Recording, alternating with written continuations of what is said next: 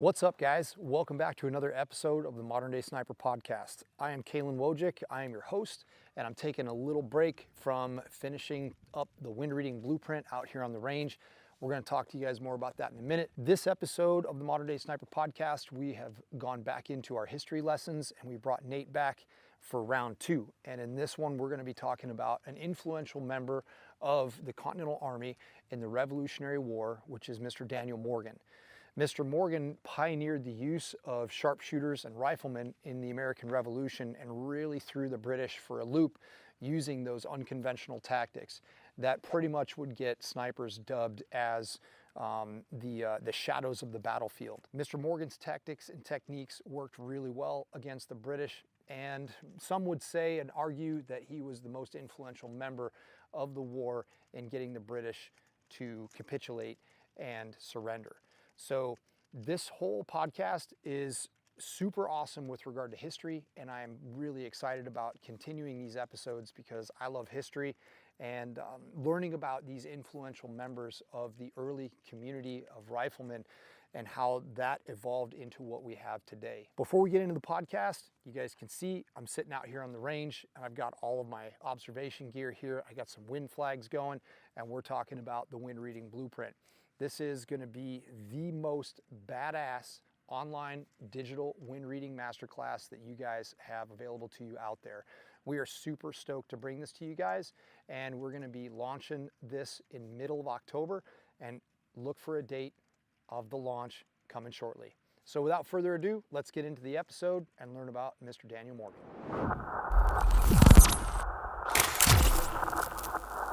What's up, man? So we are back for a history episode number 2. A lot of people love it. They've just commented and they're just like, those, hopefully we do more of those. And that's exactly what we're going to do. So, but we wanted to wrap up Louis Wetzel's history, his posthumous history. Right. So you're going to cover that before we get into just a couple minutes. Next member. All right, let's do it. Okay. So we left off with Louis Wetzel and his last combat action, when basically the war was over. But he was just visiting home, and must have been somebody that had a grudge against him, tried to snipe him out, but unfortunately he was a master sniper and he sniped him out. But I wanted to say what happened to him. He lived for a few more years. There was a big river traffic from the Ohio country down all the way to Mississippi, to the Ohio River, Mississippi River, and on down. And there was river pirates. And so Louis Wetzel was famous in his time for violence enacted on the behest of the citizens. So the riverboat owners hired him as a guard. And when word got out that Louis Wetzel was on the boat, the pirates said, "Fuck that. We don't want to be tomahawked and scalped and hanging off this wall and shit." The origination of Ground Find Out. Yeah, they said fuck that. So he was popular for that reason. He got a lot of work. That he also did some hunting for people for food and things he was skilled at. And he ended up living with his cousin, a guy named Philip Sykes, down in Natchez, Mississippi for his remaining years. And he contracted yellow fever in 1808. And he refused medical treatment.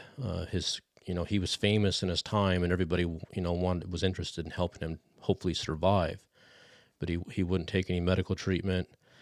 Philip said, "Why?"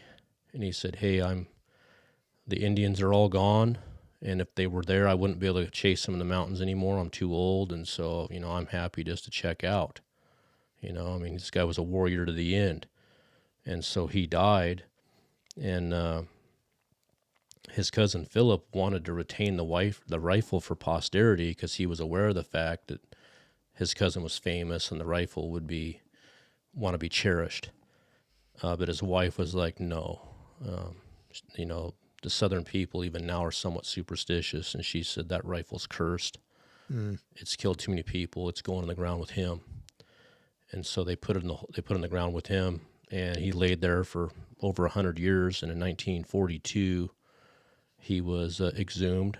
There was some question about whether that's how he died. There was a rumor he'd ran to Texas with a Spanish woman.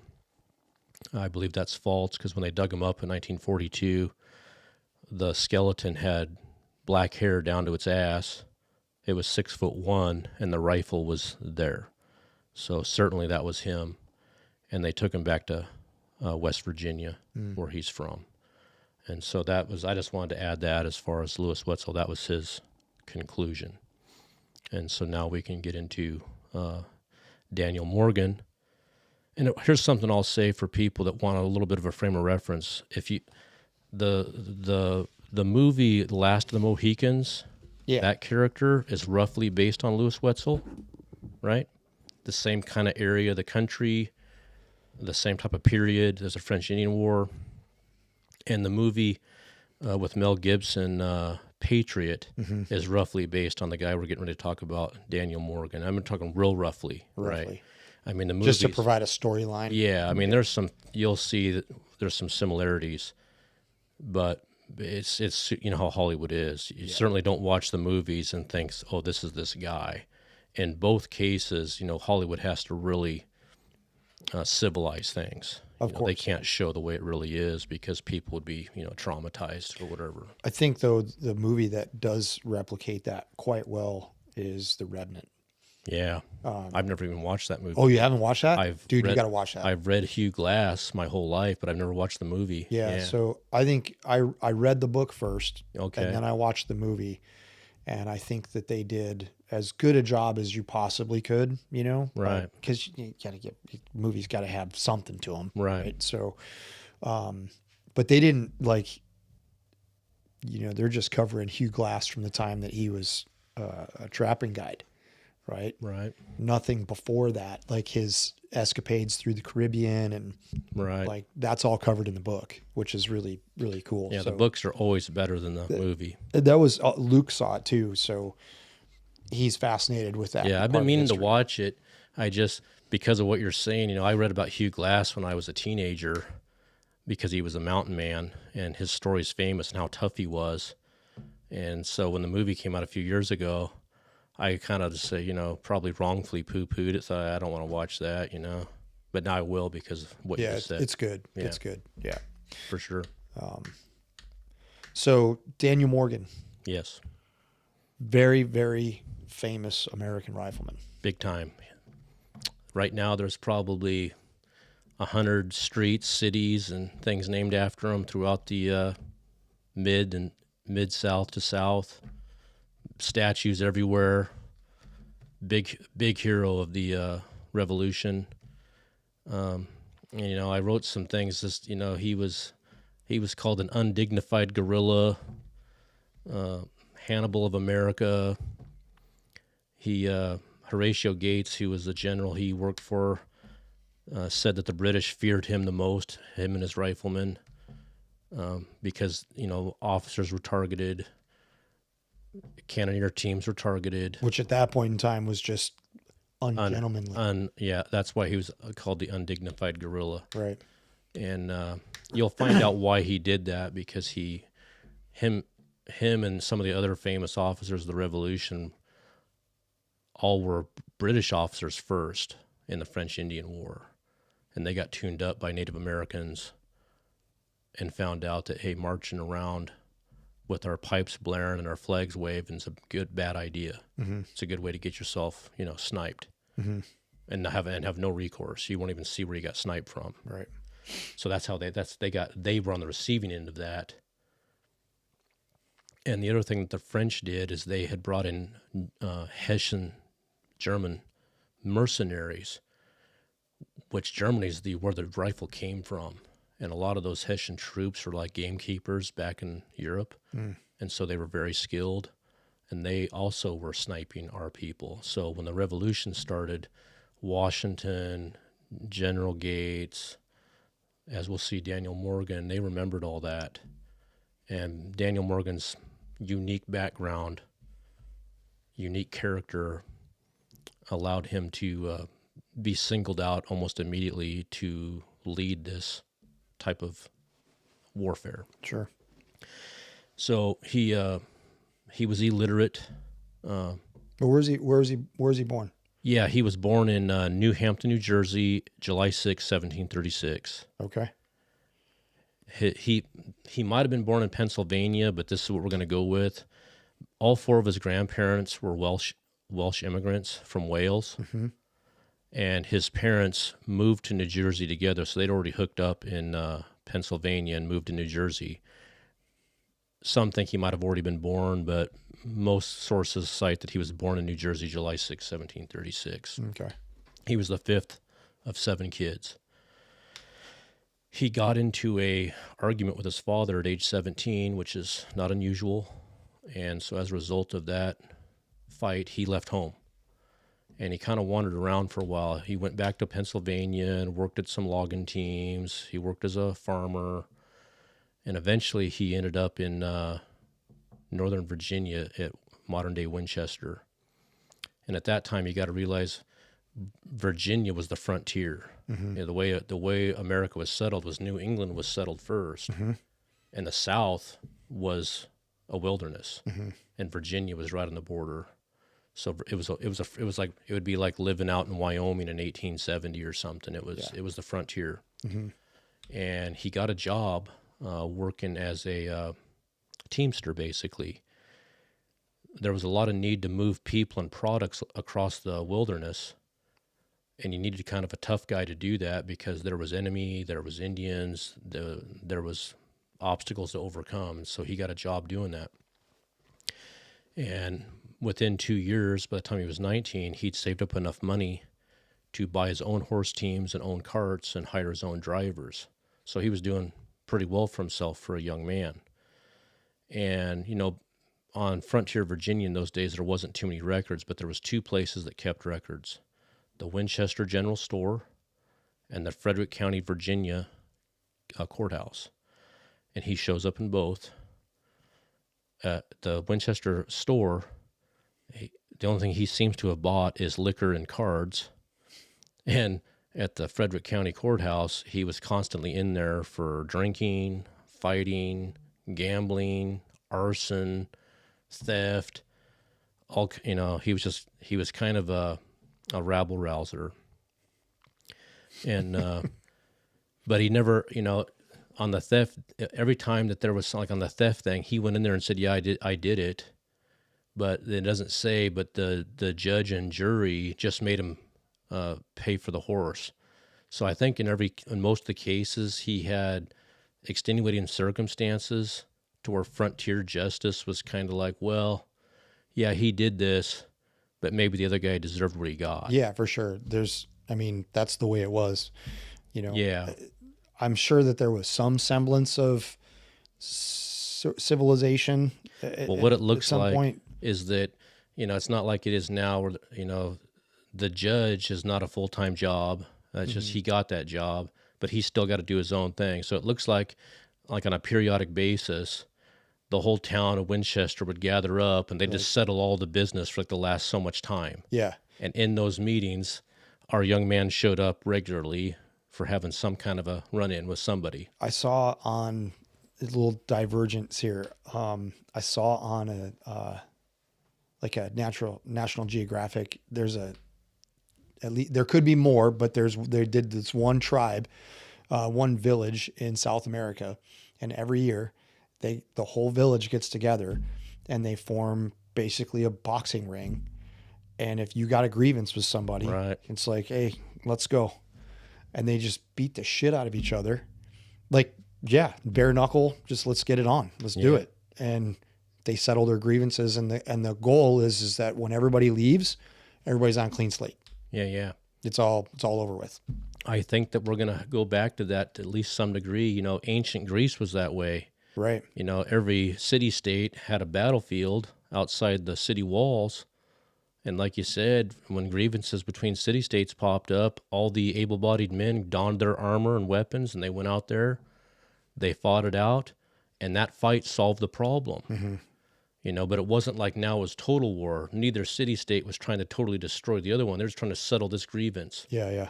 And now, you know, once World War I and II happened, war went from a normal part of society to where it's now war's too dangerous to get involved in. It's happening to us now because it can escalate to total destruction. Yep. And so on one hand, it's good that fighting's not as much, but on the other hand, it's building up. Yeah. We got to have an outlet, Yeah. like the tribesmen or the ancient Greeks, or in this case, Daniel Morgan. And so, yeah, that's my 2 cents on that. So anyway, by the time he's 19, he's his own guy. He owns his own teams, his own carts, and he's doing well for himself. And now it's about 1755. He moved to Winchester in 1753. Unfortunately for him, the French-Indian War, and that's what we call it in North America, but it was a world war. It was one of the first world wars. It was called the 7 Years' War. And it was basically England and Germany, France, Spain, everybody, and they're all jostling for, Trade dominance. Yeah. And so there was fighting all over the world. In North America, it was between the French and the British. The French's allies were the Indians. That's what we call it, the French-Indian War. And our people were on the British side. Mm-hmm. And so as a civilian, he gets convoked. You know how the military, if they need to, they'll just go in and say, boom, we're conscripting this. Mm-hmm. So they conscripted him and his horses and carts to move their baggage around behind the military commanders. And so he gets involved in this thing called Braddock's defeat. Now here's the interesting part of this. Braddock was a British officer, a general. One of his under officers was corporal, or not corporal, but Colonel George Washington at this time. Daniel Morgan, who's a teamster, along to help him is his cousin Daniel Boone. All these men are in this group, and they're going to what's now Pittsburgh, and they called it something different back then, which I'll probably do a bad job of pronouncing it. It's a Duquesne, something like that. Is a weird Indian name, Duquesne. I don't know. I'm butchering is that, that. and that's a place in what? It's Pittsburgh now. Oh, it Pittsburgh. It was a okay. fort on the river back then. Got it. Yeah. It's occupied by the French, Mm-hmm. and the British are going there to launch an offensive to dislodge them from this fort and capture it. Got it. They've got General Braddock leading. Colonel Washington is part of the officer staff, and Daniel Boone and Daniel Morgan are bringing up the rear with the baggage train. Got it. Not even, and the other thing, here's the dynamic. General Braddock was a British citizen, an officer. Colonel Washington was what they called a continental, and Morgan and Boone were like militia. Mm-hmm. And so the British looked down their nose. And so on the way, the militia's like, hey, General Braddock, you might want to stop waving the flags, quiet the pipes, deploy some scouts. Deploy some scouts off either flank so that we can find the enemy, so that we just don't wander into a ambush here. Right. Because the militia were the people that lived there and were used to how the Indians did things. Well, General Braddock said that was, not decorum, he didn't listen. Mm-hmm. And so he kept his flags waving, his pipes, and he, in perfect marching order, the French, the Indians, of course, had scouts and figured out what was going on. They abandoned the fort, left it empty, and set up a big ambush in a really thick wooded area right before, and just Braddock went in there and got himself killed, almost his entire officer staff, and almost all of his privates. The reason Daniel Morgan and Daniel Boone didn't get killed is because they were half a mile back with the baggage, and they could see what was going on. Allegedly, Daniel Boone pitched a few shots up there into the Indians, and then both him and Daniel Morgan cut a horse off the team with a knife, just cut one horse out, had to leave everything and flee. General Washington survived and actually extracted General Braddock out of there and led the rear guard with what was left, hooked up with Daniel Morgan and and they went back to where they came from. Mm-hmm. But it was a big disaster. Later on, the British eventually won the French-Indian War, but this was at the beginning of it, and it was a big fuck up. And that was one of their first lessons. Hey, fighting here in this North American wilderness is not the same as the fields of Europe at all.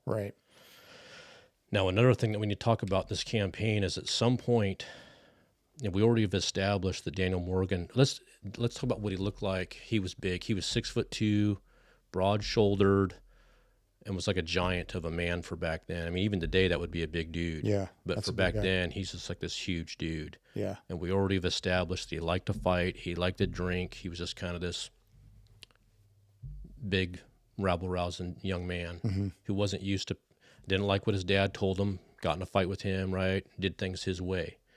Now imagine that.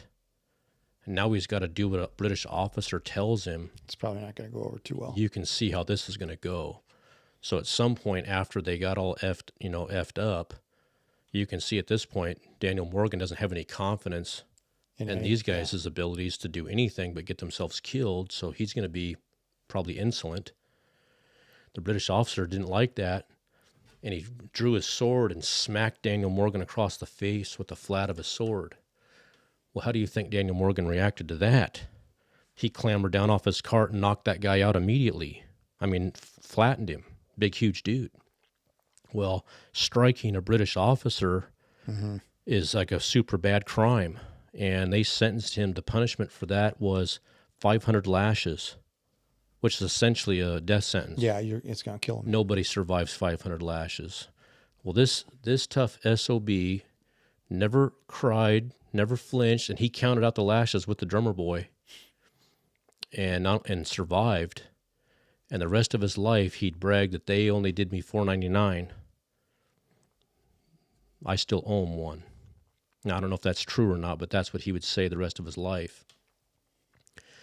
And even after that beating, he healed up from that, and he still served the British Army in this French-Indian War. He quit being a teamster and just became a rifleman. You know, he grew up on the frontier, so they all had the same rifles that Louis Wetzel had, the Kentucky rifles, long barrels, rifled, the whole thing. And the forts along the river, you know, they didn't have internet. They needed a message transferred, and him and another guy got picked to deliver the message. They tried to pick guys that were wood savvy, so they had a chance to, you know, beat the pickets and survive. stuff. They tried to beat the pickets, evade the Indians, and actually deliver the message. Unfortunately, they ran into this ambush. They think it was about 7 Indians. Killed the guy who was with them immediately. Shot General Morgan in the back of the neck right here, just inside, you know, if you feel your jaw, that little, right there. And it went right down and through his mouth, knocking all the teeth out on that side, and exited between his nose and his lip right here. And if you look at there's a lot of portraits they drew of him, you know, and those are they're almost as good as a picture, you know, once he became famous. You know, all the portrait they did it to all the famous guys, Washington, him, you know. You can see the scar on his face where that bullet came out. That didn't kill him. He recovered from that. And when the French-Indian War concluded, he went back to Winchester and took up his life of making money, hauling gear, fighting, drinking, gambling, the whole, you know, the same thing. And he's probably only, you know, 26 years old at this point. He's been whipped 500 times by the British. He's been shot by Indians at the behest of the British. So before he's 30, he's already, you know, gone through all this stuff. Another thing that was on the Winchester General Store ledger was there was multiple women coming down there and buying things that women buy on his account. Right? That's interesting. That's interesting. So that tells us, we can infer from that he had multiple girlfriends, and he probably wasn't, you know, doing the right thing and settling down with any of them. You know, on the frontier, there was a little bit different of a moral code than, say, back in New England. And it was frowned upon too. But what are you going to do? Go up to Daniel Morgan and tell him, yeah, you're not. You're gonna shut up. But eventually it just turned into one. And her name was Abigail Bailey. And in 1759, he finally bought a house with 225 acres. You know, even though that cost him money, he was making a lot of money doing his thing. But socially, you know, as someone who was a homeless kid and kind of a rough kid, he started getting the idea that, you know, he was looked down on by the upper class of society. So he bought a place in an effort to climb the social ladder. And this girl, Abigail, her dad was at the top of society, and she moved in 1763 with him, and she improved his manners, his language, taught him to read and write, and they had 2 daughters, and they eventually married in 1773. Okay. Now, in 1774, he went to that one of the combats we talked about last time, Dunmore's War, just one combat between the natives and the settlers of the Ohio River Valley there in modern day West Virginia. Mm-hmm. And if we remember, Louis Wetzel's father and older brother were at that combat. Mm-hmm. Louis was too young to go. So it's possible, there's no record of it I could find, that Morgan met and knew Louis Wetzel's father and older brother. Mm. Anyway, that was the one thing that happened. Then in 1775, the Battle of Lexington, the shot heard around the world. Oh shit, now we've just started a fight with the largest empire on earth. What are we going to do? Mm-hmm. And so the Continental Congress decided to form 10 rifle companies. Now, these 10 rifle companies are separate from the regular Continental Army that has a musket. All the principles of our fledgling government, Franklin, Washington, Madison, they all were intimate with frontiers people one way or the other. And they recognized that the rifle had certain capabilities that they wanted to try to use. Mm-hmm. You know, it had some weaknesses. You know, you can't reload it very fast. It's big. It's heavy. It doesn't have a bayonet. And so in the traditional sense, it's not an ideal combat weapon. Right. However, with a little imagination and some proper use, it can still contribute in its own way. And they already had that in their mind. That's why they decided to form 10 rifle companies. Virginia agreed to send 2. Now, remember, this guy is on the record in Frederick County, Virginia, of constantly being into some type of a dust-up with somebody. Mm-hmm. Well, when the Frederick County Council was asked to name who's going to lead these rifle companies, Daniel Morgan was unanimously selected to form and lead one of them. So regardless of what was on the ledger, he had demonstrated to the powerful people in that community that if you need a warrior, this is the guy we're going to send. This big, huge giant of a man. His back's all scarred up. He's got a bullet through the head. And he's pissed at the British at this point, you know, from what they did to him. So they're thinking, hey, this is the ideal guy to select, recruit, and take the rifle team. And let's add one more piece of information. After Lexington and Concord, what happened is a big siege happened in Boston. Way more militia showed up. When Paul Revere rode and warned them, it didn't end there. They had a whole system. So while the troops were coming from Boston out to Concord, thousands of dudes were starting to converge. So they lost the initial little battle there at Lexington and Concord and then went back to Boston. But by then, all the dudes were there, and Washington just cordoned it off. And it was a big siege. And they eventually had to pull out by sea and go north. But when they formed those rifle companies, the first order was, hey, those rifle companies come here to Boston. And that was just over 500 miles from Winchester.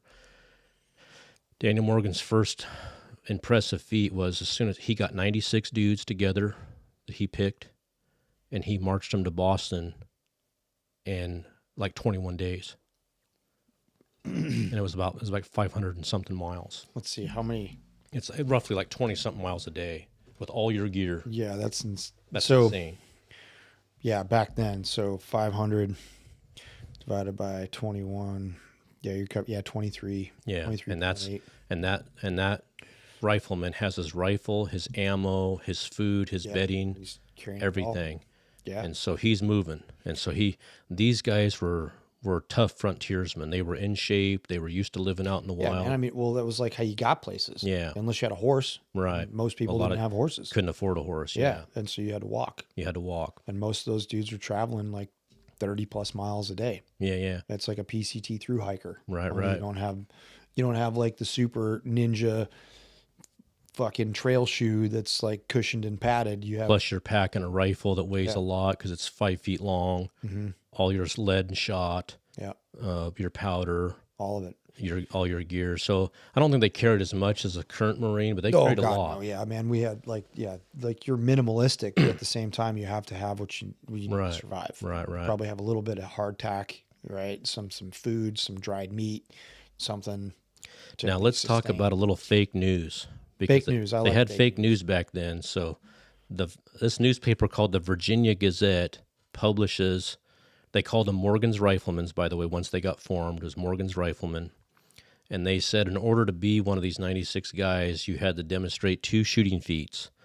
The first one was you had to take one of your fellow riflemen. He got to hold a piece of wood between his legs that was like 5x7 with a silver dollar-sized paper target on it. And the rifleman had to offhand consecutively shoot 8 shots into that silver dollar paper target while your fellow rifleman's holding it. That's the first piece of what I say is fake news. I think that's fake news. Yeah. The second piece was the same rifleman had to be able to go on a quick march and at the end of it, hit a 7x7-inch piece of wood at 250 yards. Now, I don't know if anybody's ever looked over open sights at 250 yards. You'd be hell to see a 7x7-inch piece of wood. Yeah. Right. So I think that General Washington and Ben Franklin, whoever else was running things, I think they were deploying some fake news. That's propaganda. To try to intimidate the British. Mm-hmm. And it didn't matter because soon Daniel Morgan wasn't going to need anybody to try to intimidate. He was going to demonstrate. He's just going to do it. Yeah. Yeah. And so he gets to Boston. It's a siege. And so between drilling his men, he's got them up there taking pot shots at any officer they can see, on the other side of the barricade. And at first, General Washington and some of the other officers, they kind of turned a blind eye to it. It's like, boys are being boys. They kind of just tried to act like they didn't see it or, try to downplay it. Yeah. But eventually Washington had to come to Daniel Morgan and say, hey, man, you got to tone it down on the we're getting some heat on the murder of the British officers over here, and of course Morgan's going to do what General Washington asks him. So, in the meantime, there was an idea formed to invade. They thought, how like in ancient Rome when Hannibal was destroying Rome for 16 years straight, the only way they could get Hannibal to leave was to invade Carthage. And it's sad it took him 16 years to, come up with that idea. Well, now it's 1700 something, so they all have read the history. So one of the generals said, hey, let's invade Quebec, and that'll force the British to have to go up there to deal and get them out of here. Mm-hmm. A little diversionary tactic. Yeah. We'll attack them, and that'll force them to move all their troops and resources up there to defend, and that'll get them out of here. Good idea. But like a lot of good ideas, if it's not executed, it turns into a shit show, and that's what happened. Daniel Morgan, George Washington allowed the traitors who got to lead this. What the heck was that general's name? He later became a traitor, and one thing I thought was, I wonder if he was already a traitor and caused this to happen. I don't know, because his side he got shot himself, so surely that wasn't a traitorous act.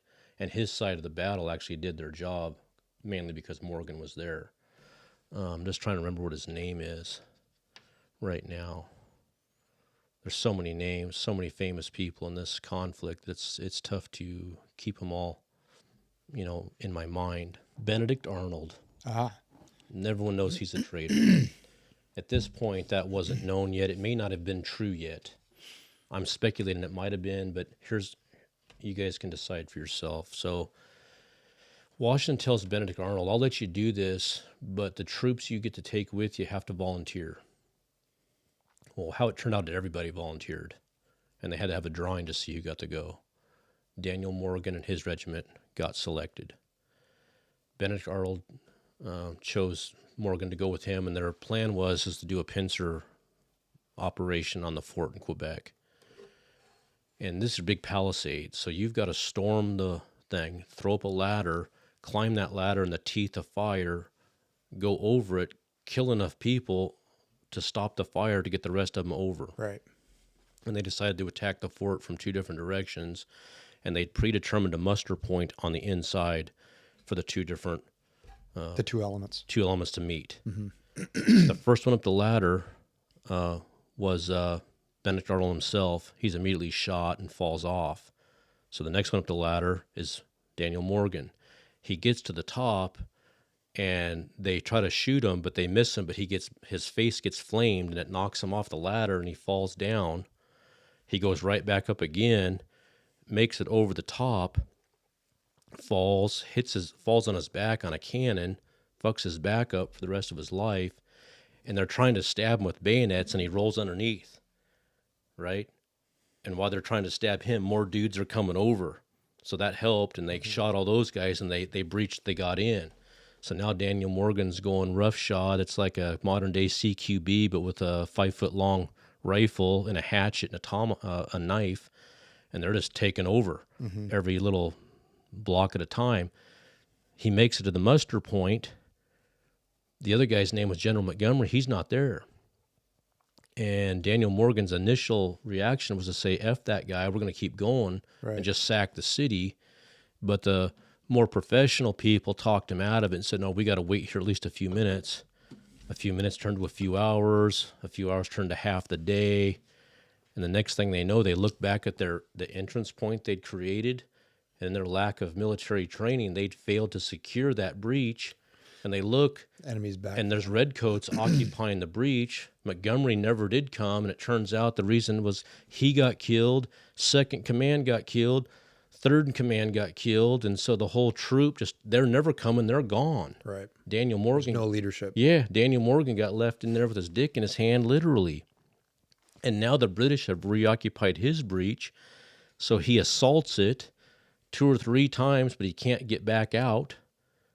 And so then they get into a fight on the inside and kill almost all of them. They showed up there with like 600, 700 dudes. By the time it was over with, there was 350 dudes. And Daniel Morgan's the last one. He's got a sword still in his hand. They've got him totally surrounded with troops, with bayonets and loaded guns. And they're saying, hey, man, just drop the sword. It's over. And he's like, no, come get it. Come take the sword. Well, he's 6'2", 240 pounds, and they're like, fuck, we ain't going to come take the sword. What do we do? You know? And they don't want to shoot him because they figure if they do, the other 350 dudes are going to go ballistic. So they're trying to talk him down.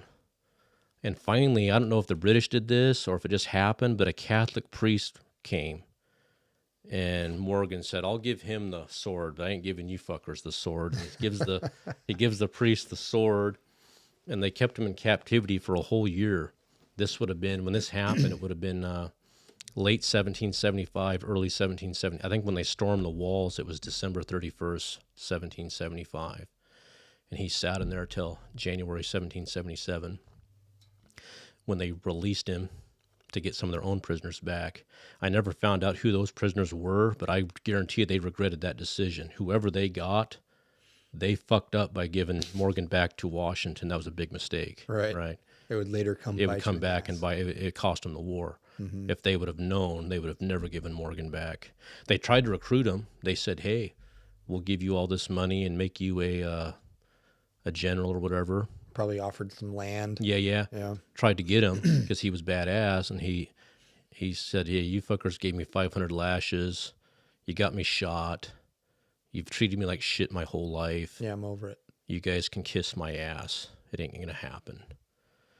So a year goes by, physically he deteriorates because, he probably was used to eating 3,000 calories a day or whatever it took to maintain his big ass. Well, they're feeding him, porridge and nothing. So he wasted away. He got injured. He never recovered from hitting that cannon on his back, but he gets out. And he's going back to Washington. He figures he's going to be reprimanded for failing. That's what he thinks. He goes, I failed. I got a bunch of my guys killed. They had to give up people that were valuable for my dopey ass. Washington's probably going to fucking put me in the stockade. That's what he thought. He gets back. Washington says, you're brave. You led that assault. You didn't give up. You're badass. You're promoted. I'm going to make you a colonel. Oh, by the way, I'm going to give you this regiment of regular infantry, and you still get to lead your rifle company. And so, fuck, Morgan's like, fuck, this is badass. What do you want me to do now? You know? So he writes him this letter that I wanted to read. Super badass. I want to hear this. Washington, you got to remember, is an aristocrat, educated. He's like the cream of the crop. So you have to read between the lines when you read what he says, right? In a nutshell, it's go raise hell, free reign, but he doesn't say it that way. Yeah. Now, let me find it here. Here we go. So let me read this. Yeah. This is General Washington in a letter to Daniel Morgan after being given the Provisional Rifle Corps that he already was in charge of before. What happened is the other regular officers didn't like the riflemen. For one thing, they were frontiersmen that didn't want to follow orders. They were insubordinate. They had a tendency to do things their way. So all these at this point, the original 10 rifle corps that were formed are now spread out everywhere, and nobody wants them, the regular officers. So what General Washington does is takes them all. They all want to work for Daniel. Daniel Morgan they'll do anything he says. He's got that much clout with them. So all the riflemen go with him. Sounds like modern day scout snipers. Exactly. So after he's also given the 11th Virginia Regiment, which is a regular trained military. So we'll find out later what Morgan realizes that you got to have both arms to really get things done. The regular infantry is not useless. There's uses for them. But if you know how to use the snipers in conjunction with them, a lot of good things can happen for you. But no one knows that yet. He's kind of figuring this out. So anyway, now he's been given those two units, and now Washington's written this letter to Daniel Morgan, August 16th, 1777. Sir, after you receive this, you will march as soon as possible with the corps under your command, to Peekskill. That's a town in northeastern New York, taking with you all the baggage belonging to it. When you arrive there, you will take directions from General Putnam, who I expect will have vessels provided to carry you to the Albany. The approach of the enemy in that quarter has made further reinforcement necessary. So what was happening, our attempt to invade Quebec failed. Now it's coming back the other way. The British are going to come in from Canada and invade New York. Mm-hmm. And Washington knows that. So now he's got his guy back. He's given him 2 combat units. He's going to send them up there to raise hell and slow these guys down. And that's what he's done. Who I expect will have vessels provided to carry you to Albany. The approach of the enemy in that quarter has made further reinforcement necessary, and I know of no corps so likely to check their progress in proportion to its number as that under your command.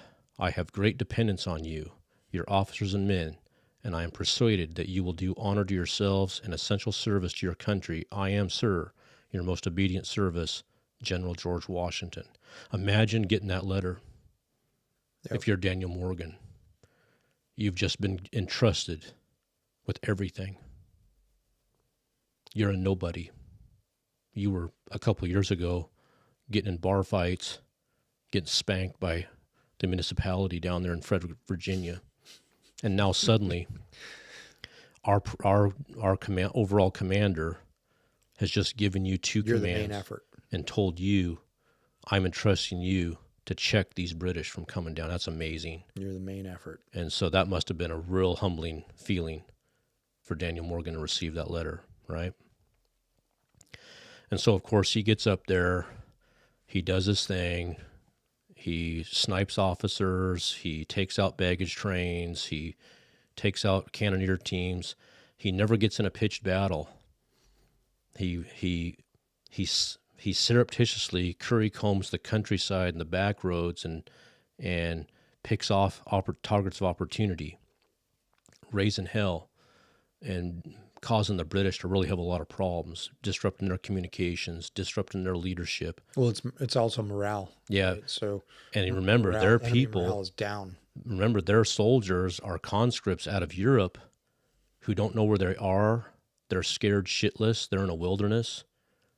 And so what the British, another one of their favorite targets was the Indian guides, because the Indians know where to go. And so if they could get an Indian guide, they could cause, even if the officer survives, he has no idea where he's at. Mm-hmm. He doesn't know what trail to take. Right. And so they're just causing all kinds of problems back in here. Now, eventually, the British get this guy named General Burrigon, and he's able to amass enough force that he's going to make an attempt to try to assault our main forces. So Washington then sends General Horatio Gates up there and orders Morgan, you find out from Gates what you're supposed to do. And these two forces start positioning. And, back then and even now, everybody's trying to fight a battle on their preferred ground. So before a fight would ever happen, usually the two generals would maneuver some, trying to figure out how to get the other guy to commit to a fight on his terms. Mm-hmm. So a lot of times fights just didn't happen. Mm-hmm. The two officers would move around, parry, try to figure out how to push the other guy into doing something unadvantageous to him. Mm-hmm. And so they do that for a while. Well, by October, or actually late September, there's this big battle coming up. It's called the Battle of Saratoga. It's a famous battle. Its conclusion causes France to throw in with us. So it's very important. The first one was a tactical defeat by us, but if anybody's heard of a thing called a Pyrrhic victory, where a victory can be so costly that it's actually should have been a defeat, that's kind of what the first Battle of Saratoga was. Morgan was the advance guard of our troops. So he had him and his rifle company out front where he should be, unlike in the, he's not going to let Horatio Gates get caught with his dick in his hand and get ambushed. So he's out there with his skilled guys, woodsmen, and they're trying to make contact. Where is the enemy exactly? Mm-hmm. And they make contact with the British's advance guard. In that brief struggle, they started shooting, all the officers on the British side were killed. Daniel Morgan peeled his guys off, reported back to General Gates what was up, and so now General Gates knows where the enemy is, and now these two sides are going to have a fight. The British won the field that day physically, but Daniel Morgan's guys killed so many officers from the tree line, from concealment, that even though they won, they might as well have lost because it hurt them bad, and it wasn't over. A couple weeks later in October, there was a second battle, and this is the famous battle where on Barragon's side there was an officer named Simon Fraser, who was a real good charismatic leader, and you could see him out there working the men, organizing the men, pumping the men up. And Benedict Arnold looked at him and looked at Daniel Morgan and said, "You see that?" He goes, "You got to have one of your men take him out. He's got to go." So allegedly, Tim Murphy was a rifleman underneath Daniel Morgan's rifle corps, and allegedly he climbed a tree, shot Simon Fraser off his horse. He didn't die right away. They packed him off. The Barragon replaced Simon Fraser with another guy named Francis, and he also was shot. At that point, Barragon realized, hey, I can't continue this because I can't keep an officer in the field. And without an officer, those guys can't form up and be disciplined anymore. And so they broke ranks, and they went back to a kind of a stronghold, inside entrenchments. Now, before I continue, I'll say history. There's been some argument lately that Tim Murphy wasn't the shooter. I think it's pedantic. I don't care if it was Tim Murphy or some other rifleman under Morgan. We know it was a rifleman under Daniel Morgan. We know the 2 officers were shot. Get over yourselves. You know, if it was Tim Murphy or not, I don't care. It doesn't mean anything as far as the lesson we're learning here. Now, what Morgan knew was, now what Beauregard's going to do is try to find an escape. And if I can trick him into thinking that he's got no escape, I'll get him to surrender. So he takes his group of riflemen, does a big flanking maneuver, and sets up on all the likely escape routes and shows enough force to make the scouting partners tell Beauregard, hey, we can't go. When in fact they could have gone. It was just him and his riflemen that were there. Mm-hmm. They could have pushed their way through. But he fooled them, and so Beauregard put up the white flag and surrendered. That's a huge deal for world politics. The Continentals have just won a pitched battle against the British, and so the French saw that and said, hey, we can afford to go in with these guys. We can throw in with the Americans. And so they did. And that later we'll see. We needed that. Mm-hmm. We wouldn't have made it, right? So so Daniel Morgan totally affected that battle from start to finish. He's the first one that made contact. He'd slaughtered the officers that were in the advance party. During the battle, he killed 2 prominent officers on the battlefield, and he stopped the escape of the British Army by tricking them into thinking there's a big army back here, when in fact there was just riflemen, mm-hmm. forcing the British officer to surrender, which of course had the political outcome. So that's huge. That's huge. Huge contribution. And so he gets done with Saratoga. He returns to General Washington, and Washington basically says, hey, I'm just going to use it like I did. Go hunting. Don't get in a pitched battle, but see what you can do. Mm-hmm. And so he spends a lot of time in Pennsylvania, New Jersey, just taking out British columns. Targets of opportunity. Yeah. His guys stay in the woods. They don't try to get out in the field or anything. The British are furious. I can only imagine. They're saying that this guy's a terrorist, that Washington's a terrorist for using them. Well, you are a terrorist on the battlefield. Like, that's, period. That's what your job is. That's what you're there to do. Yeah. And so they're obviously, our guys didn't care what you say. You're invading our place. You're trying to dictate your terms, and we're telling you to fuck off. And we're going to fight, and we're going to do what we got to do. Mm-hmm. And so that's basically how it played out. Now, if we would have lost, you got to figure Daniel Morgan would have been hung. All. Oh yeah, right? For sure. And so it's a good thing we didn't lose. So anyway, he goes through a period here where he gets frustrated. He's got all this combat experience. He's demonstrated he's probably the best tactician of the war. But these are relatively new tactics. Yeah. These are like they are. Like, what's this guy doing? Exactly. They have no idea what he's doing. Non-standard. And in fact, the officers themselves, the smart ones like Washington, later Nathaniel Greene, they're smart enough not to tell him what to do. Right. They're like, hey, we really don't know what he's doing. We're not smart enough to tell him what to do. So he always did best when the general in charge just kind of let him have free rein to do what he wanted to do. But this period between the end of Saratoga and then when the Southern War starts, he gets real frustrated because he's not an aristocrat. He's not formally trained. And even though he's got all this combat experience, he keeps being passed over, and they're not promoting him. And so eventually he gets pissed off and resigns, and they let him resign in late June of 1779. They're not happy about it. Specifically, George Washington's not happy, and Horatio Gates is not happy. And they're begging him not to resign. After he resigns, they keep asking him to come back. They need him. But he's kind of throwing a temper tantrum, and he goes back to Winchester and just starts farming his 225 acres, seeing his girls, being with his wife, and saying, hey, F you guys. You guys can't figure out how to promote me. You're going to let me go out here and work for some dope who doesn't know what to do. And it's almost like a little temper tantrum. Mm-hmm.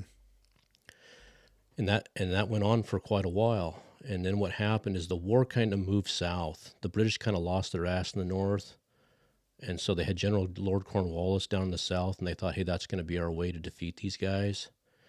And General Gates went down there. George Washington sent him down there. He got in a big pitched battle with Lord Cornwallis at Camden and got destroyed. Now that's bad. Mm-hmm. The French might bail. Mm-hmm. The British might win. And that fired Daniel Morgan, said, hey, I got to get over this. And he stopped everything he was doing, rode down to Hillsborough, South Carolina, found General Horatio Gates and said, what do you need me to do? I'm here, I'm with you. And on the spot, they promoted him to brigadier general, gave him his rifle corps back, gave him his infantry corps back, and Nathaniel Greene ended up being sent down there in December of 1780. And he was like Washington. He said, hey, your orders are to basically be a flying army. You're gonna get to do what you want to do. Don't get in a pitched battle. Go steal their baggage and give it to us. Harass, interdict, kill the officers, disrupt, be a pain in the ass, which of course he was brilliant at. And he was super effective to the point where Cornwallis was so pissed. Now, this is the part of the movie, A Patriot, that is somewhat accurate. It's somewhat depicted in that movie where Mel Gibson character is leading an army of riflemen, harassing, stealing his dog, stealing his notes, mm-hmm. getting his baggage, killing his officers. And in the movie, which, and the guy's name even in the movie is close to the real guy's name. I think they called him Tarrington in the movie. And in real life, his name is Tarleton. Okay. So Lord Cornwallis, General Cornwallis says, hey, we got to put a stop to this Morgan fella. He's kicking our ass. He won't stand and fight anywhere. We can't find him. Every time we make contact with him, he kills some of our guys and disappears like the wind in the brush. So they have this guy named Bernard Tarleton. And he's kind of the head of their flying column. They called him the Legion, and they were cavalry. And he was the people hated him. That also is accurately portrayed in the movie. He slaughtered people that had surrendered. He housed his troops in civilians' houses without reimbursement. Mm-hmm. And he was just kind of a real brutal dick to the regular people. Mm-hmm. So that Cornwallis says, you're gonna just hunt this guy down and solve this for me. Yep. Well, Morgan, as a blue-collar person, had a good relationship with the militia, which were from there. And so he got a lot of intelligence on Tarleton. Who is he? What's his behavior like? And he got the idea that Tarleton was a real hothead. He didn't have much faith in snipers or militia. He thought they were provincial and that he was sophisticated and aristocratic and that he could just bowl them over anytime he wanted. Mm-hmm. So Morgan started kind of formulating this idea in his mind how he could use Tarleton's hubris, arrogance, and aggression against him. Mm-hmm. And now remember, he's got both a company of snipers and a company of regular infantry. And so he formulates a plan and he's going to break orders. Remember, Nathaniel Greene told him, don't get in a pitched battle. You're not regular infantry. But he decides, I'm going to, based on the intelligence he's got. He thought he had the upper hand. He says, I'm gonna bait this guy in.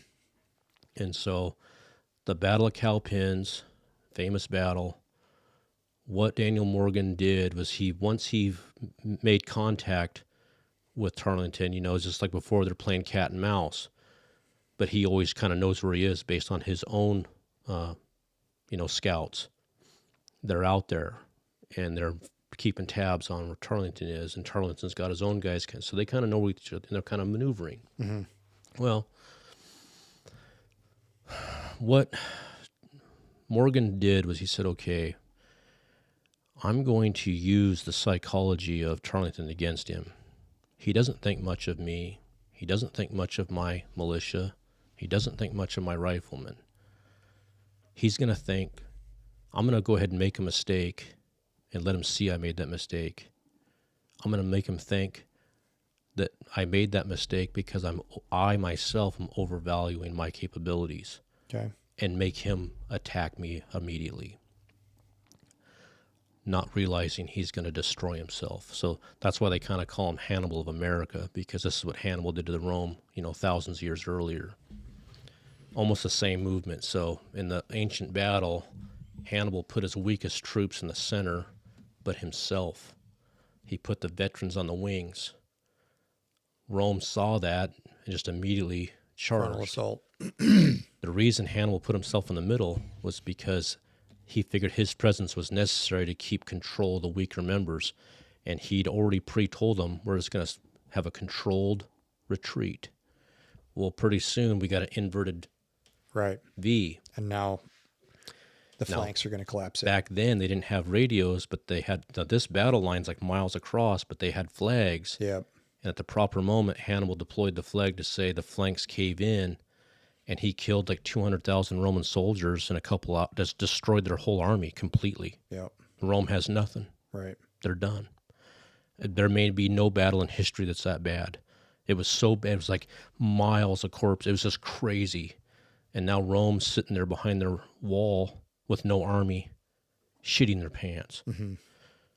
Morgan, who's illiterate, certainly probably didn't know who Hannibal was, unless maybe something happened and, maybe they gave him some quick education, on the fly. They may have done that. If they did, I didn't find it. But he basically does the same thing that Tarleton. He takes the snipers. He says, you're going to go in the middle and to the front, along with some militia. You're going to get 2 good shots and make them count. Tarleton's going to have no respect for you. He's going to immediately try to scatter you on horseback. He's going to charge. Mm-hmm. He goes, you're going to run. Then he must have known about Louis Wetzel, because the regular infantry is loading they're running, right? They're back to Tarleton, and they're loading like mad on the run, right? Just like Louis Wetzel would do by himself. Mm-hmm. Now, there's 2 hills, right? He contacted Tarleton on the leeward side of this hill, made his 2 shots, and took off running. Now Tarleton's charging. They go up over this, so temporarily they lose sight. They're on the military crest. Yep. Now they're out of sight, so they're thinking, hey, I'm going to crest that hill and mow these guys down.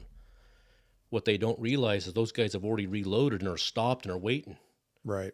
So when Tarleton comes over the hill, they get eats a fire. Yeah. Now our boys run to the flanks, and on the crest of this next hill is the actual regular Continental Army that Morgan had with him. And now Tarleton's down in the trough between the 2 hills, and his whole army's killed, just slaughtered, complete loss. He personally got away, even though Daniel Morgan chased him for days. But he got away. They desperately wanted to catch that bastard, but he got away. But his army, so now Cornwallis has lost that whole light infantry, fast response, strike team. It's gone. It doesn't exist. And they're so disgusted with Tarleton's conduct as an officer of letting this happen to himself, they send him home. They're like, you're a disgrace. You've destroyed the best troops in the service. We don't even want you on this field. And so he gets sent packing. And it's not very many months later that Nathaniel Greene himself does a similar type of thing to General Lord Cornwallis and destroys that army, and it ends the war. The war is over with. It took 2 years. So Lord Cornwallis surrendered, handed his sword over. 2 years of bickering back and forth before the British finally, in writing, declared us a sovereign nation. In the meantime, Morgan is kind of beat up from his whipping, his shootings, his combat, and he gets to go home. The Continental Congress awards him more land, and they strike us one-of-a-kind unique gold medal in honor for his services, award him that. They didn't have a Medal of Honor back then, but I think that's qualifies. And he gets to go home, and he retires to Winchester. like I said, now all over South Carolina, there are statues, roads, schools, all named after him. He lives until 1806, I think. He dies in his daughter's house. I'm not sure what from. He was 66 years old, so he lived about 20. He did a couple more things. He was beat up, but when the Whiskey Rebellion happened, General Washington said, "Hey, you're coming out of retirement for a little campaign with me," and they put him on one of the wings, and they marched into Pennsylvania, and the Whiskey Rebellions shit their pants and said, "F this. How much tax do we got to pay here?" But Washington was like, "Hey, I just saved you from like 80% tax with no representation. Now I'm asking for 20% tax with representation, and you son of a bitches think that's too much and you want to rebel?" Now that's a president. He got on his horse, got at the head of the army, told Morgan to get out of his house and come, and then went out there, and everybody said, "Oh yeah, it was a miscommunication, sir. We want to pay." And the Whiskey Rebellion was over without a shot fired. And so Morgan went back home. I think it's the last thing he ever did. But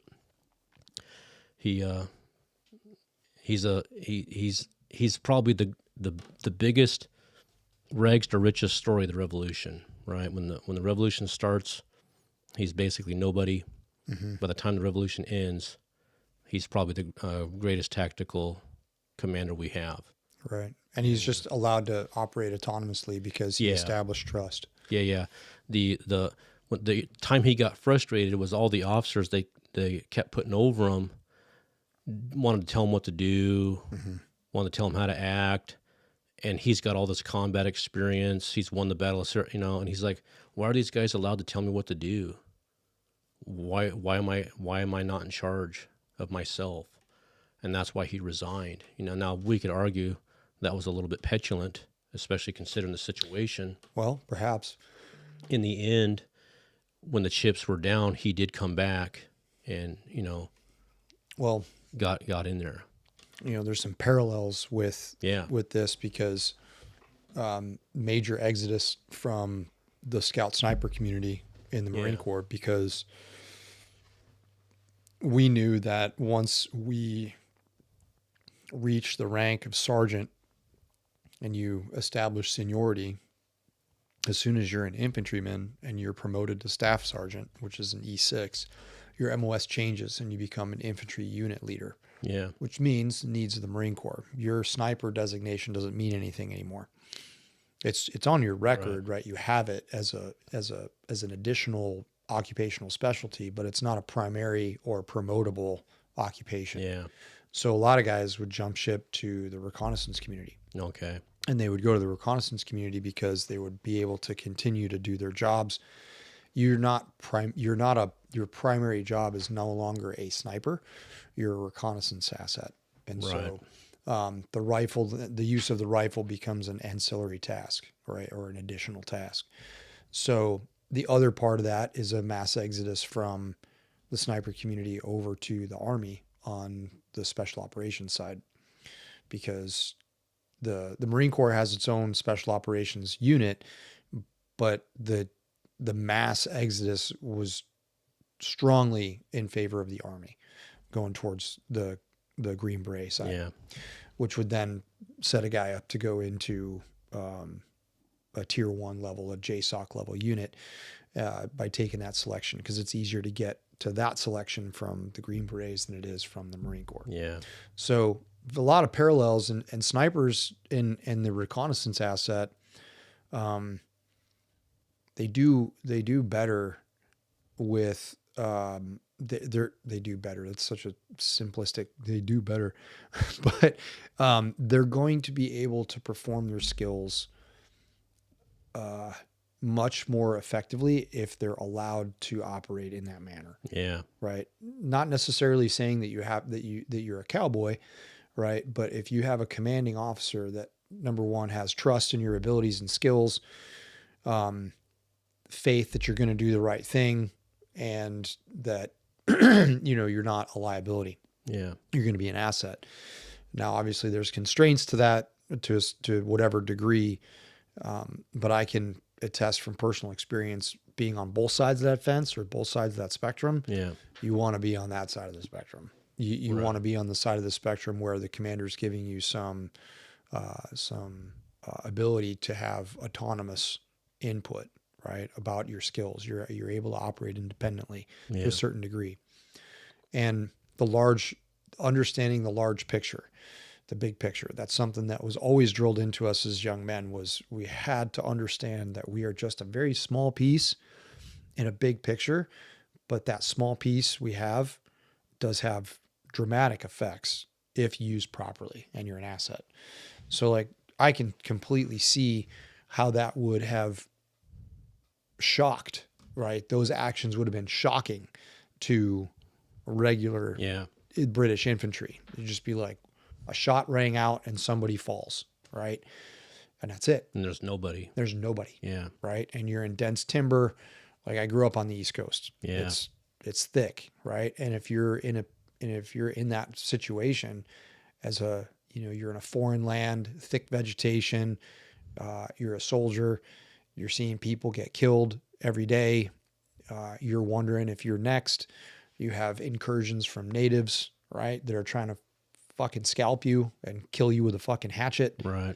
This is a very, very Compared different. to England, this is crazy. Right. Yeah. Like this is crazy. Right. So not saying that like you didn't get into hand-to-hand combat on a battlefield and try to murder each other with Yeah, there was bayonets plenty and of swords. brutality over there for sure. Yeah. I'm not trying to detract from that Right. whatsoever, but the ability to influence the battle space in such a small but so impactful of a manner, that's the hallmark of snipers. Right. It's the hallmark, period. Yeah, recently I watched a YouTube video where a guy was detracting away from the rifleman's contribution during the Revolutionary War, and I answered, and he came back, and I didn't respond again. And he's got a point. Most of the troops were regular infantry. They did have a musket. That's not my point. It's like Washington's own words in the letter. He had full confidence that Daniel Morgan and his riflemen were going to perform way outside their numbers, Mm-hmm. and that's who he sent. That's the definition of a force multiplier. Yeah. Yeah. If Washington didn't think that, he would have sent regular infantry there, but he didn't. Yep. He could have done whatever he wanted. Yeah. The reason he sent Daniel Morgan is because he believed that Daniel Morgan and his riflemen were going to be the force multipliers he needed. Yeah. And I think history totally justifies that decision. Well, you look at another parallel as well. It's like leadership that is not basically that's not you, right? They're not snipers. They're not Right. recon Marines, right? They're not special operations. So they automatically have a chip on their shoulder about the fact that, oh, you think you're special. Right. It's like, yeah, I don't think I know. Right. Because if everybody was doing this, then we would have the whole battalion coming out to try out for snipers Right. or take the recon indoc. But we don't have that. We have a very, very small number Right. because not very many people want to do this. It's not always fun, right? Right. We think it's fun, but even then there's some parts of it that's like, you think I want to be on a stalk lane in a ghillie suit in dry grass when it's 110 degrees outside? Right. Nah, not my favorite place to be. Right. But I know how to do it because that's part of the job. People don't want to even think about putting themselves in that scenario voluntarily, so they're not going to do it. Right. And so, yeah, you are a special asset. But where it gets out of whack is when that ego spills out, Right. in ways that are Counterproductive. unproductive to Yeah. counterproductive. That's a good word. Right. To what the mission is. And then, yeah, you got a spotlight on you. Yeah. Daniel Demands in your Morgan, he had to business. deal with that. That's probably why he had Yeah. that issue. He Yeah. was just like, would you fuckers just leave me alone? Right. Let me do my fucking thing. Right. I can't tell you how many times I would just look at it and I was always respectful, but I did have a reputation of speaking out. Yeah. And I knew, I knew that I had that reputation, but I might've done it just a little bit disrespectfully a time or two, but it was in my opinion, it was for good reason, and it Yeah. needed to be said. And I was willing to suffer the consequences that came as a result of it. But sometimes that shit has to be done, but then other times you have to know when to bite your tongue. And it ended up working out. I mean, it didn't cost the war. Like I said, he resigned, he went home, he was pissed.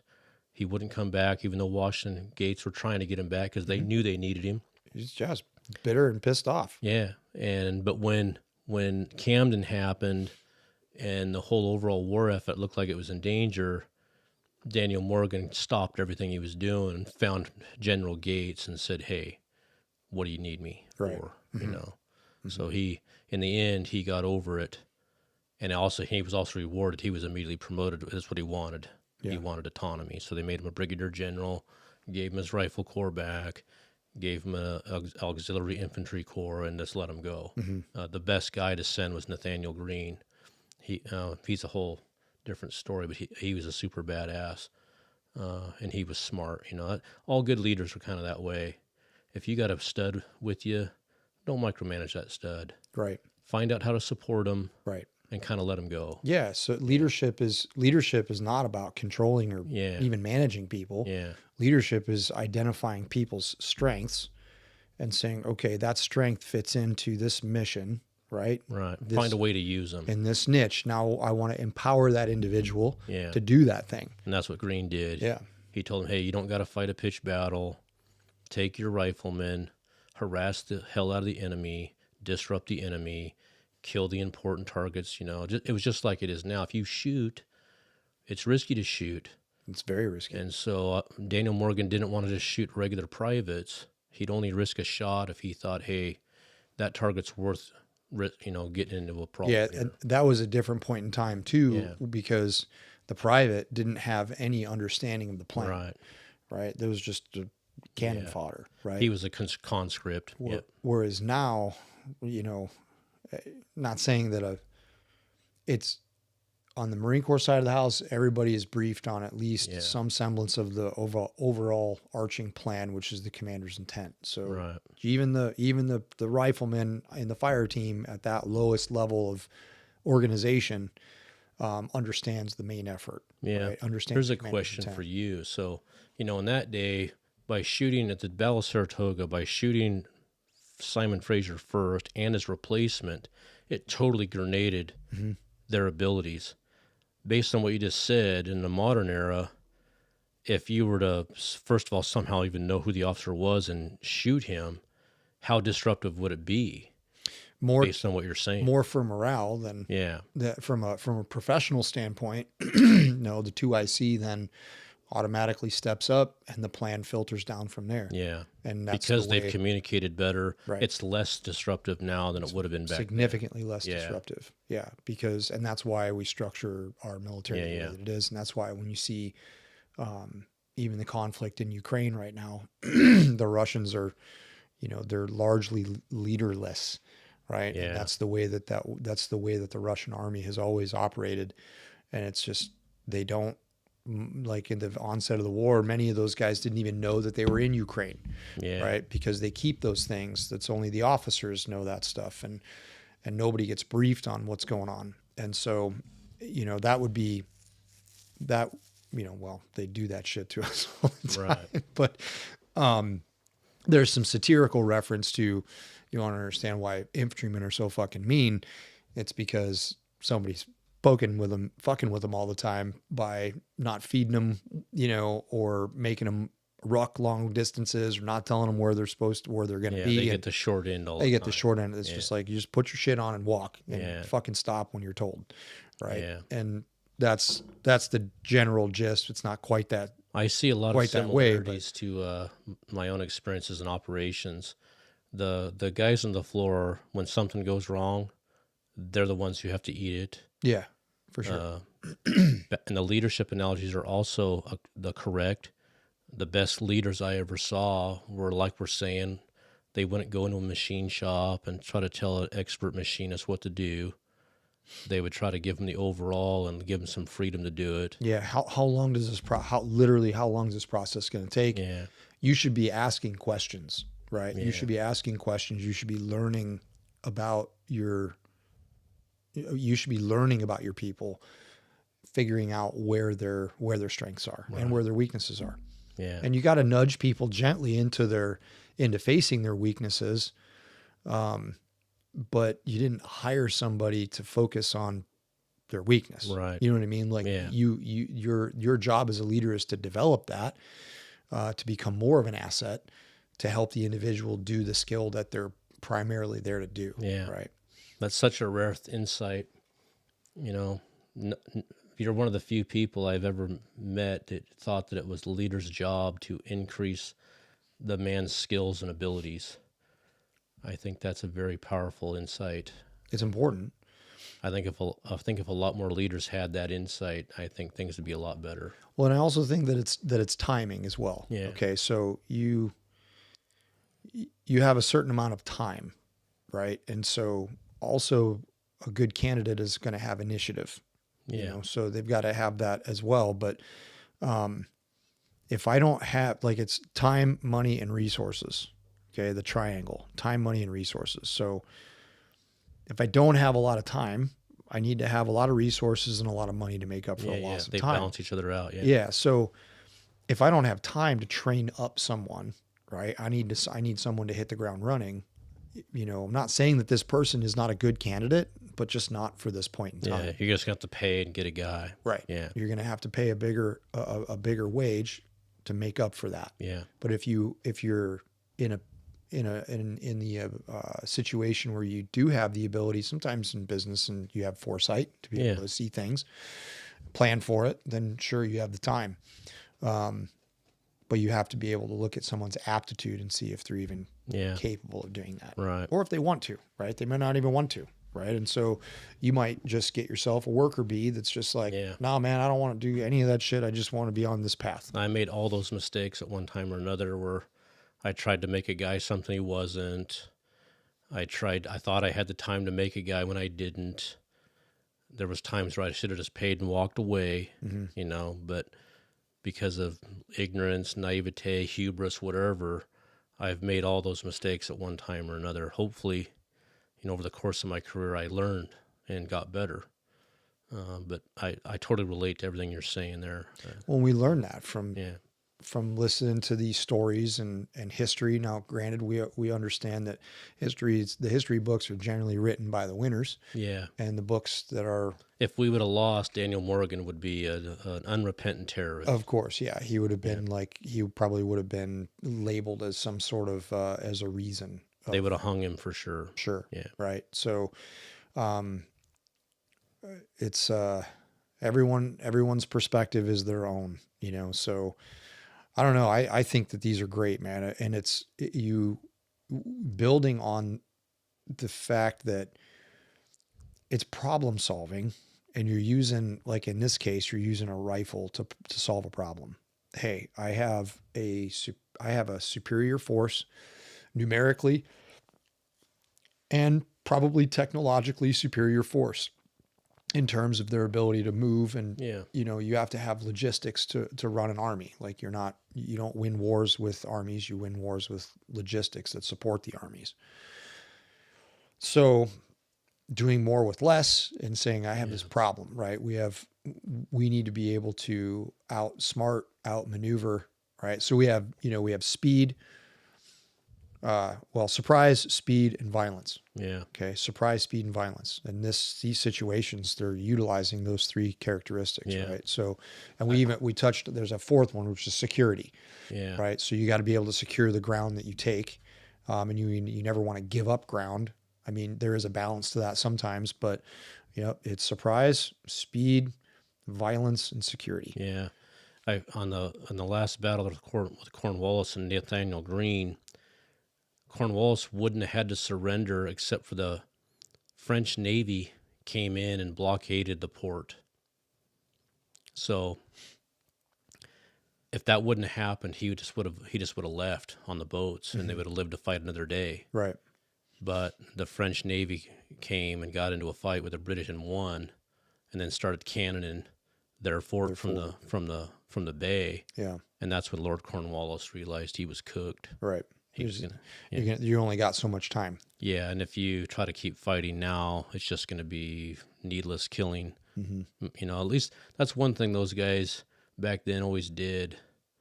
And it seems like we've kind of lost that now, is that once the responsible officers on either side looked at the chess piece and realized it was checkmate, they would stop it to stop needless killing, right? Sure.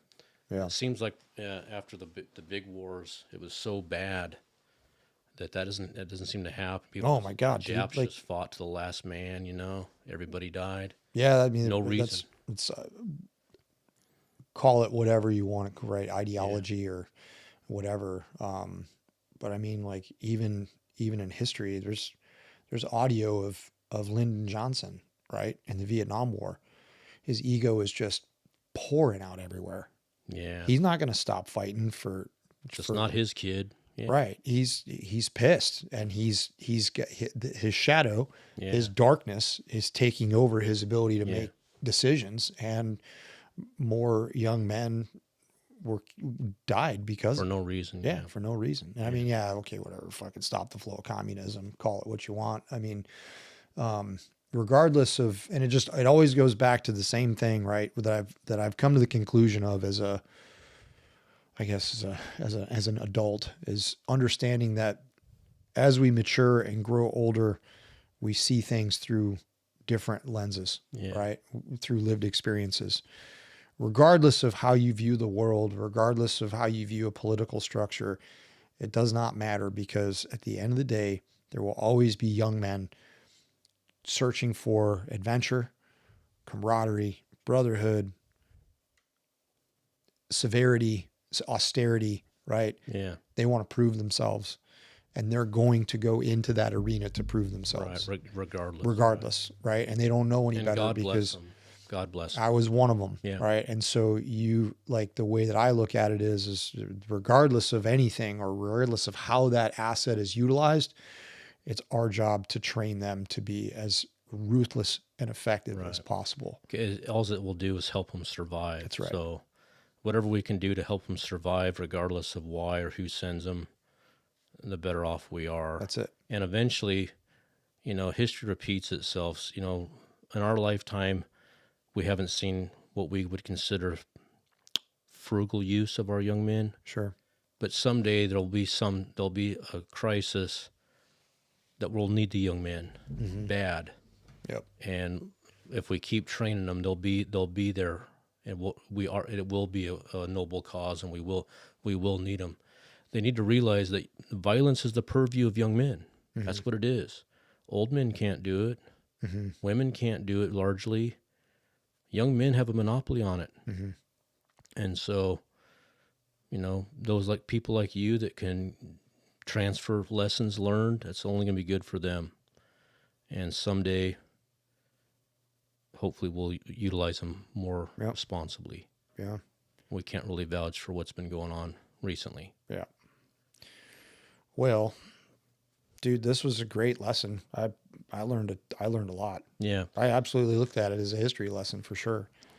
So who's next after this? Who do you want to talk about let's next? talk about it. So the next conflict we actually get into is much later. We have a conflict in 1812 that lasts briefly, but technology doesn't really change and doesn't really highlight a sniper. But before the Civil War, where snipers are utilized on both sides, there's a period of time where we're venturing west. And I'll have to check the dates. There's a guy out there named Billy Dixon. And it may be after the Civil War, so maybe we'll do the Civil War next. But Billy Dixon was a buffalo hunter. And they had made a treaty with the Indians for us to stay out of a certain part of Texas around adobe walls that was set aside for the Native Americans to use. And of course, back then, people didn't really respect that, and so the buffalo hunters were wanting their tongues, wanting their hides, and so they encroached. And as a result, they got surrounded by 700 braves, and were now shitting their pants. And so the Braves launched, numerous assaults on. They got in this little place called the Adobe Walls, which are these little mud huts. Now the only thing the buffalo hunters had was, rifles. And these rifles were more sophisticated. Technology's gotten better. These are black powder rifles, but they have cartridges. Mm-hmm. So it's not smokeless powder, but so it must have been after the Civil War. So maybe we'll do the Civil War. But I'll just finish this brief story. So they make several assaults. They fail. So they end up having a meeting, way out there, a big powwow, try to figure out what they're going to do. And all the buffalo hunters looked at Billy, who was recognized as the best shot, and they said, take a shot at him. And, they didn't have rangefinders back then, but they'd learned a technique to use their thumb as a subtension tool, Mm-hmm. where they'd put their thumb out there and compare it to a buffalo and estimate how far he was, almost like using your mil-dot reticle. Yeah. Well, a horse is roughly the same size and length as a buffalo, so he came up, and then he also, remember, they're all herded in a big group. So he figured, I don't have to be exactly right. I'm just going to put my dope on and aim for center, Mm-hmm. and I'll hope to be close enough to hit somebody. And so that's what he does, and he sends the shot, and like 6 seconds later, an Indian topples out of his horse and hits the deck, and that scatters them. And they were also superstitious. So they said, well, there's got to be some kind of medicine we can't fight. Yeah. And so that ended the standoff, and later the Army came out there with a Corps of Engineers and measured it. It was over 1,500 yards away. Okay. And so that was, unbelievable. So he became, that was a hero shot. And Right. interestingly, when I was a kid in Precision Rifle magazine, a guy named M.O. McPherson replicated that shot. He built a papier-mâché Indian and a horse, and he found a big cliff bank, and he set it up there. And he had the measurement from the Army Corps of Engineers. He backed it up. He took the same rifle, black powder, and he said back then they had better black powder than we have now because that was the technology. Oh, okay. So he says, whatever performance I come up with, just know Billy Dixon had better shit than me. And he launched like 50 shots and marked each one. That horse and rider out of 50 shots got hit like 8 times. Like in the knee and the shoulder. Some random. But the group around that horse, it was like a 20-foot group. Right. Right? So now imagine that horse being in the center of a group of horses and riders. Yeah, somebody's going to get Any hit. shot is going to hit. So basically the technology was good enough that Billy Dixon was assured, I'm going to hit somebody. Yeah, it's basically precision area indirect fire. Yeah. And he even admitted that at the time. He's like, hey, it's not like I picked a guy off. And I was a quail shoot. Yeah. I just put the dope on, aimed for center, and I knew somebody was going to catch a 500-grain slug. Mm-hmm. Right? God damn. Now, in the Civil War, there was sniping going on both sides. Well,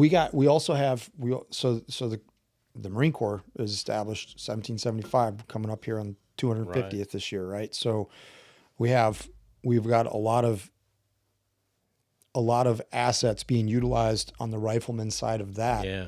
From the use of the quatrefoil, right? Now we have an expeditionary force that's going to foreign shores, like shores of Tripoli. Right. So there's things to explore in that region as well. We could talk about that because it's in your guys' song. So Thomas Jefferson sent them. Here's what was going down. We're still enemies with England, so our trade partner was France. The problem is that the Mediterranean's not too far away from France, right? It's like on the southern coast. It's on it. Mm-hmm. Well, in Libya, that's where the Barbary pirates were, and they were taking us out, robbing everything and raising hell, taking slaves. American citizens were being put in the slave trade in North Africa, and Jefferson got pissed, and he knew he couldn't get permission. Congress was just as bad then as it is now, so he just secretly said, "Yeah, no, I'm sending the Marines from the halls of Montezuma to the shores of Tripoli." And he sent them there, and the Marines. You'll know this, of course, but The Marines were always riflemen. They'd put them up in the masts of the ships Yep. and deliver precision fire down on the other ship from being up in the rafters. Yeah. And the identification of friend foe was the quatrefoil. Yeah, yeah. And so that's what happened. And we slaughtered the Barbary pirates. They landed on the beach, went inland, killed whoever was running this operation, and opened up the trade route, so we quit being harassed. So that was one of the Marine Corps' first actions. And that happened in the early 1800s when Jefferson was the president. So yeah, we could look into that. Like I said, the Civil War had snipers on both sides. Yeah, that's that's rich with history. The Southerners had a rifle called the Whitworth that they imported from England that was better than what we had. We were building Sharps rifles here in America by then, and the Whitworth was more accurate. And the Confederates were just better at sniping, period. But the real interesting story is there was a guy named Jack Hinson who was he was an old guy. He tried to stay out of the war. He owned a small plantation and had a few slaves, which he freed before Abe Lincoln did on his own. And he was trying just to ride the war out. And he would let the Union come in and water their stock and feed them. And he was like trying to be somewhat sociable. And then a horrible thing happened where his two boys that were not of age, but you got to remember in the Union's defense that they were being bushwhacked by bushwhackers. So they're sensitive to young males out in the world with a gun. That's usually a bad thing for them. So on Thanksgiving Day, the boys go out turkey hunting on their dad's property to get a turkey. A Union patrol sees these two teenage boys with a gun, and they're like, nope. And the boys said, hey, we're not soldiers, we're turkey hunting. Look, it's a shotgun or whatever. And they're like, yeah, no, we don't care. And killed them both. And then beheaded them, drugged their carcasses and heads to the house, and put their heads up on the gatepost going into the property so Mom could see. Well, Jack Hinson took that the hard way, as you can imagine. And so he stopped everything he was doing. He vacated his family. He torched the place. He ordered a custom rifle. And for the rest of the war, he just went on a killing spree, starting with the people that killed his sons. So we could talk about him. He survived. They thought he was a terrorist, of course. And his rifle does survive. He was under Nathan Bedford Forrest's overall command, General Forrest, who was probably the most underutilized officer in the Confederacy. And he gave the rifle to him when the war was over. General Forrest didn't really care, and so he gave it to an aide of one of his staff officers. And that staff officer's like great-great-grandson's a judge now, like in Tennessee. He has the gun. Oh, wow. And you can YouTube. It's cool as hell. He every now and then he brings it out. Like has a showing. A showing. People can come and look at it. That's awesome. And he says when he was a little kid, when his grandfather had it, he said a lot of times on the weekends, a grandpa'd have that gun out back, and they'd load it up and let the kids shoot it. Shoot it. Yeah. Wow. That's so awesome. That's cool. We could talk about that guy. You can think about it. Yeah, I mean, there's a lot. So, let's hit that. We'll have a conversation about it this week, and we could talk about basically the Confederate and the Union's different weapons and approach. Some of the major battles that were sniping affected the outcome either way. Jack Hinson specifically, when you're back that early in the history of it, today there's going to be a lot of documentation on any sniper's activities for posterity because it's recognized as a thing. But back then, we know about Jack Hinson, but there was many snipers on both sides that we'll never know who they were. Yeah. No one recorded their deeds. Yeah. Some of their shots, there's a famous shot where one of the Union officers said, hey, they couldn't hit an elephant from here, and he was immediately shot in the head and fell off his horse. Mm-hmm. We don't know who did that. Mm-hmm. That guy's lost to history. Right. But he was a Confederate sniper. He had a Whitworth rifle from an unseen, unknown place, dropped that guy, and so everything he just said was not believed. Right. Yeah, and so then it starts to, that's the mission and role of a sniper in direct combat, is to create terror amongst the enemy. Doubt, fear. Yeah. And so Kill one, terrorize 1,000. Yeah. And so both sides were utilizing it. So by then, and it seemed like every war after the Revolution, it was utilized in some way. Mm-hmm. But for some reason, every time the war was over with, the powers that be would strike it down and not make it be a permanent facet. Yep. And they kept doing that until clear into Vietnam, when they finally stopped doing that. But now here they've done it again. Yep. I have a lot to say about that. Yeah. Yeah. And I'm going to be having some Marine snipers on, and it's not necessarily to discuss that specific aspect of, because I think those things, I mean, they do need to be spoken of, but there's a lot of differing opinions out there as to why, or like what the real reason is. And who knows, maybe we'll never know, but it's important that we, I have plans to, I guess, catalog that legacy. Yeah. And keep those experiences and teaching points, and because it's going to come back eventually. Yeah, it'll come back eventually. And when it does, we're going to have a place to point that new generation and say, this is what those dudes did previous to you. Right. Go listen to what they have to say, and let's do our best to not make the same mistakes that they did. Yeah. Try to capture some lessons from the past. Yeah. And war's that way. It goes back and forth. So like right now, it just changed in our lifetime. You know, when you guys were in the GWAT, offensive operations were still totally doable and badass. Infantry could get out there and operate. That's gone.